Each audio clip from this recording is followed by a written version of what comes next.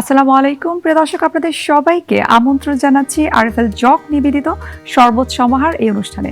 ফিরে আসলাম আবার আপনাদের সঙ্গে তৈরি করব মজাদার সব শরবতের রেসিপি। প্রিয় দর্শক, আজ আমরা তৈরি করব ওটসের শরবত অথবা স্মুদি। সাধারণত ওটস তো আমরা খুব সলিডভাবে খেয়ে অভ্যস্ত, বাট আমরা আজকে একটু ভিন্নভাবে তৈরি করার চেষ্টা করব। আমাদের এই ওটসের শরবত তৈরি করতে যা যা লাগছে: কলা, খেজুর, ওটস, মধু, লিকুইড মিল্ক এবং আইস কিউব।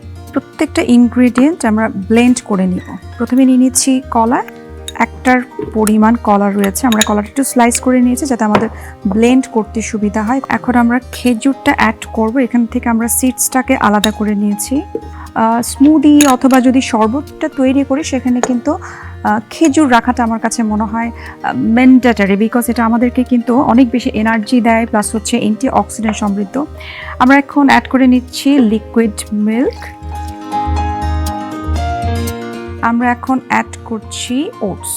আমি এখানে 5 থেকে 6 চা চামচ পরিমাণ ওটস অ্যাড করে নিচ্ছি। ওটস সম্পর্কে আসলে নতুন করে আবারও বলার কিছু নাই, বিকজ এটা হাই ফাইবার এবং স্পেশালি এটি হচ্ছে অ্যান্টি অক্সিডেন্ট সমৃদ্ধ এবং ফাইটোনিউট্রিয়েন্ট সমৃদ্ধ। এখন প্রশ্ন করতে পারেন আপনারা, প্রশ্ন জাগতে পারে যে ফাইটোনিউট্রিয়েন্ট আসলে কি কাজ করে। এটি কিন্তু ক্যান্সারের বিরুদ্ধে কাজ করে থাকে, অর্থাৎ আমাদের বডিতে যাতে ক্যান্সার তৈরি না হয় সেটার জন্য কিন্তু এটি খুব ভালোভাবে কাজ করে থাকে। আমরা এখন ব্লেন্ড করে নিচ্ছি।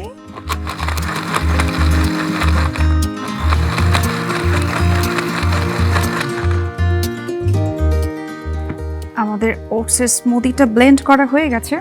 এবার হচ্ছে আমরা একটা জগে ঢেলে নেব। সেটা হচ্ছে আমাদের সবার প্রিয় এবং পছন্দের আরএফএলের জগ।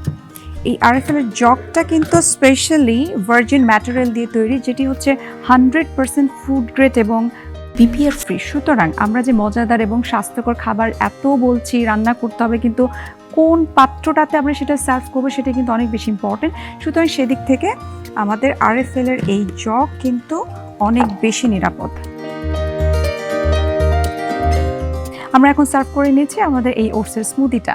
আমরা স্মুদিটা একটু ডেপথ গ্লাসে সার্ভ করব, যেহেতু ওটস কিছুটা সলিড, সুতরাং আমাদের খেতে কিছুটা সুবিধা হবে। এখানে আমার কাছে মনে হয় খুব একটা ডেকোরেশনের দরকার নেই, দিয়ে দিলাম একটা স্ট্র। আমরা এটি তৈরি করে নিলাম। পাশাপাশি আমি একটু আইস অ্যাড করে নিচ্ছি, কেননা যেহেতু রমজানটা আমাদের একটু গরমকালে হচ্ছে, সুতরাং আইসটা কিন্তু আমাদের একটু রিফ্রেশ করতে হেল্প করবে। আমরা খেজুর যেহেতু এখানে আমরা অ্যাড করেছি, খেজুরের কথা আরেকটু যদি আমরা বলি, যেটি কিন্তু আসলে আমাদের দাঁতের সুরক্ষার জন্য কিন্তু অনেক বেশি হেল্প করে। পাশাপাশি ওটসের কথা যদি বলি, যেহেতু বলছিলাম যে এটি ক্যান্সারের বিরুদ্ধে কাজ করে থাকে, এটি আসলে কোন ধরনের ক্যান্সারের বিরুদ্ধে কাজ করে, সেটা হচ্ছে ব্রেস্ট ক্যান্সার অথবা কোলন ক্যান্সারের জন্য এটি ভালো কাজ করে থাকে। প্রিয় দর্শক, আশা করি আমাদের আজকের রেসিপিটি আপনাদের খুব ভালো লাগছে। শুধুমাত্র রমজানেই নয়, সব সময় আপনি এটি খাওয়ার চেষ্টা করবেন। এটির ফাইবারের জন্য এবং এটির যে পুষ্টি গুণাগুণ রয়েছে সেটি চিন্তা করে কিন্তু আমাদের যে কোনো ধরনের খাবার অথবা শরবত বা স্মুদি ইনটেক করা উচিত।